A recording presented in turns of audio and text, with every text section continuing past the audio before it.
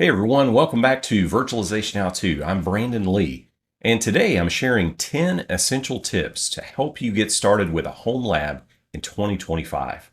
If you're diving into IT for the first time, or experimenting with self-hosting, or maybe studying for certifications, these tips are some that I wish I would have had when I first started. So let's dive in and talk all things home lab in 2025.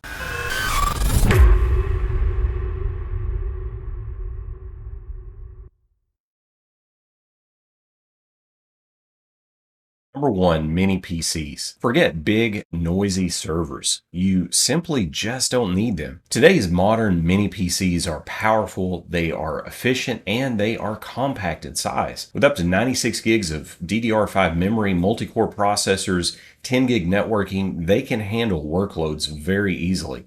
They're also much quieter and easier on your electric bill compared to enterprise servers. And trust me, once I made the switch to mini PCs, which I was hesitant to do, I've never looked back, especially in the hot summer months here in the southeastern part of the United States. I'm also really encouraged by what 2025 can potentially hold for mini PCs. The Minis Forum MSA2 is just one example of an exciting mini PC that is set to drop in 2025 with 32 threads of processing power and 96 gigs of memory. And it takes all of the good components of the Minis Forum MS01 that we've all loved, such as the two SFP plus 10 gig ports and two 2.5 gig ports that are all Intel based networking. I'm also really encouraged, as I posted an article just a couple of days ago, that Crucial is actually going to release 64 gigabyte SODIMM modules. This is something we've never had before,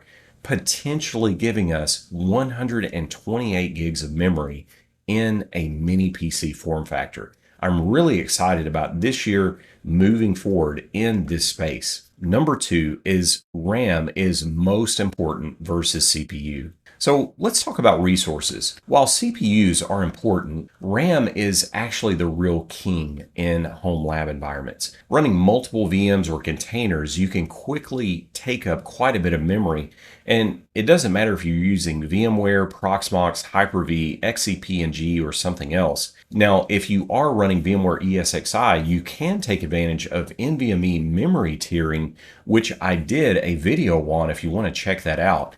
It allows you to stretch your RAM even further by using an additional NVMe M.2 drive. The moral of the story is, if you're on a budget for the additional memory. It's a much better investment than chasing the fastest CPU. So I generally recommend to ones to dial back the CPU configuration if that's an option, and take that cost savings and buy another stick of DDR5 memory. You're not going to notice a bit milder CPU when it comes to running virtual machines and containers for most use cases. Number three, the network adapter brand is very important. Make sure your network adapter is compatible with the platforms that you want to run. Many mini PCs ship with Realtek network adapters. Now, while this isn't a big deal if you're planning on running and installing Proxmox or XCP-ng, these don't work out of the box with VMware ESXi. And I know many are soured on VMware ESXi and probably moving to Proxmox, but if you want the hardware that's cross-compatible, look for those hardware adapters with Intel network adapters. They have that broad compatibility that will allow you to work with VMware. While you can use a USB network adapter with VMware configurations, I wouldn't suggest that for long-term setups if it's anything outside of just playing around, installing hypervisors, playing for a couple of days, and then tearing it down.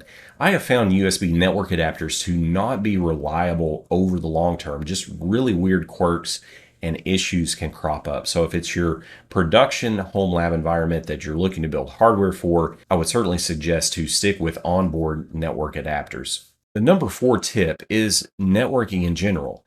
For networking, a budget-friendly switch with 1 or 2.5 gig network ports and a couple of 10 gig Ethernet ports is ideal. MikroTik and similar brands offer great options. However, do keep in mind that with many of these budget-friendly switches, you typically don't get a managed switch, meaning you can't really log into the switch, interact with a CLI or a web interface, and do a whole lot of configuration. And often, many of those don't even allow you to create VLANs.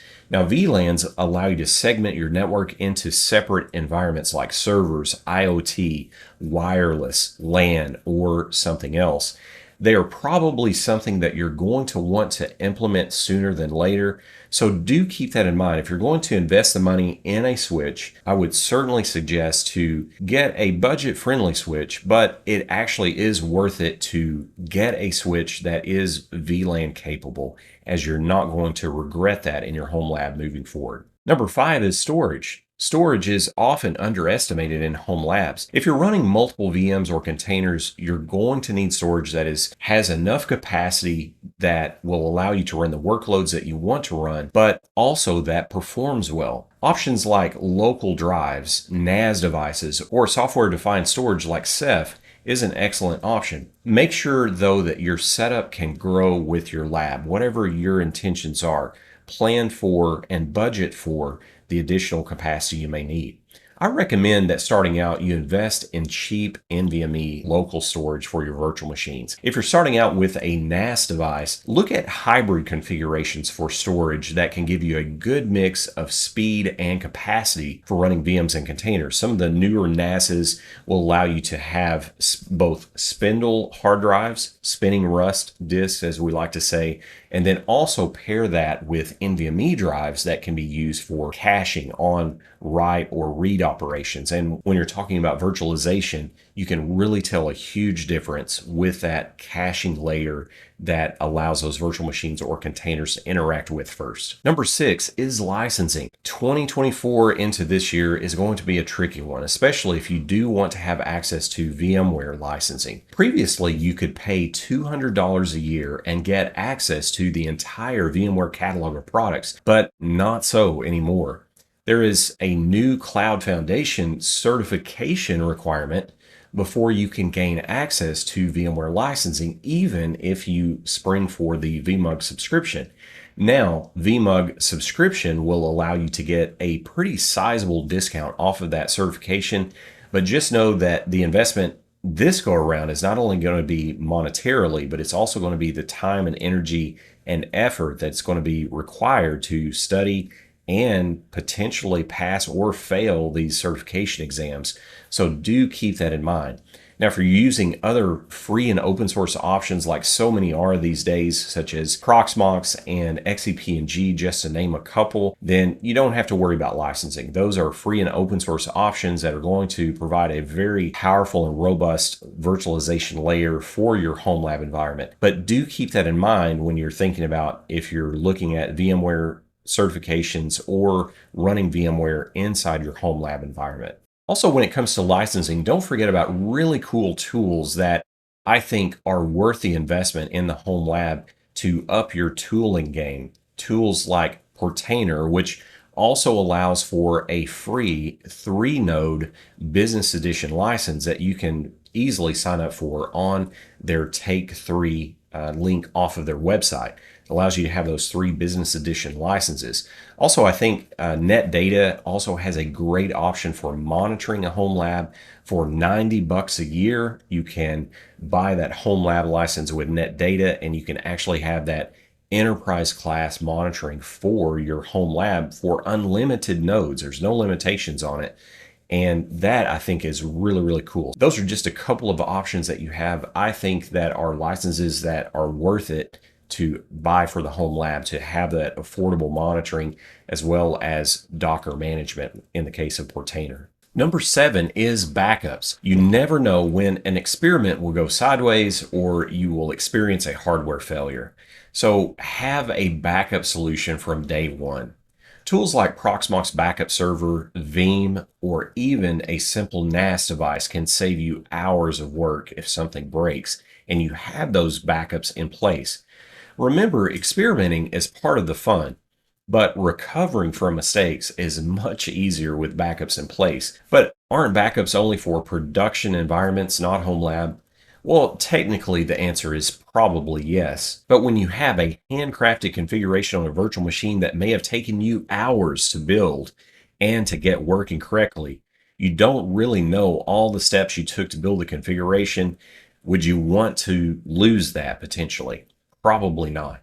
Many of the backup solutions like Veeam and Nikivo Backup and Replication offer NFR licenses that allow you to back up a number of VMs in your home lab for free. If you have something like a Synology NAS device, you get access for free to the active backup solution that allows backing up VMware and Hyper-V. If you want to get into running Docker containers, you can also use tools like Duplicati for Docker container data. And then also, if you're getting into Kubernetes, you can download a solution from Veeam that is totally free called Kasten K10 for Kubernetes backups. Number 8 is a UPS. Protect your lab hardware and network hardware with a UPS. Sudden power outages can corrupt setups, data, or even damage hardware. A UPS not only provides backup power if you have a power flicker or you have an all-out power outage, but it gives you time to shut things down gracefully and properly. Some even have network monitoring features, which is a nice bonus for lab enthusiasts that can even orchestrate shutdowns during a power outage event if you experience those. So a UPS is a wise investment, I think, in a home lab. Even a small 1500 volt amp UPS will actually run quite a few mini PCs and keep those up at least for a couple of minutes. Number 9 is start with open source and free tools. We've already touched on this, but if you're just starting out, stick to those open source tools just to get your feet wet. Things like Proxmox, XCP-ng, using free tools like Docker and Kubernetes. These are powerful and ready-made options that have no licensing fees, especially in the home lab. And they allow you to learn these advanced concepts without spending any money on licensing or the software to get started. Again, many are using Proxmox or XCP-ng for home labs and are using Docker and Kubernetes for running application containers. Also, there are many free and open source projects out there that you can take advantage of, like my last video, my Docker dashboard project. Check that out. Be sure to download the Docker dashboard once you have a home lab up and running, and you can see all of your Docker containers in a single glance across all of your Docker hosts. Number 10 is documentation. Documentation is that step that we all hate, but it's my final tip. Document everything. You'll be surprised if you document everything as you're installing, as you're connecting everything, tracking your configurations, IP addresses, VLAN setups, and even troubleshooting that you may have to do. Make sure you document those. Tools like Notion, Obsidian, and even a simple spreadsheet work great.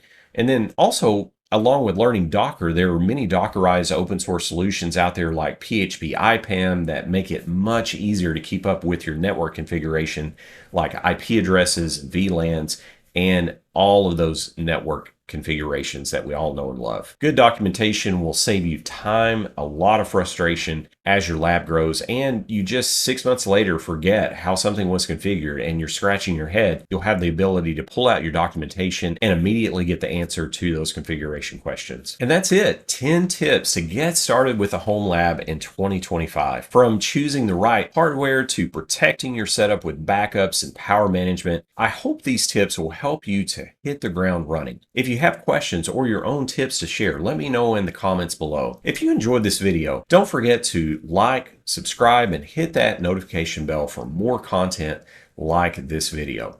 Well, thanks for watching, everyone. Please do stay safe out there, keep on home labbing, and I will see you in the next video.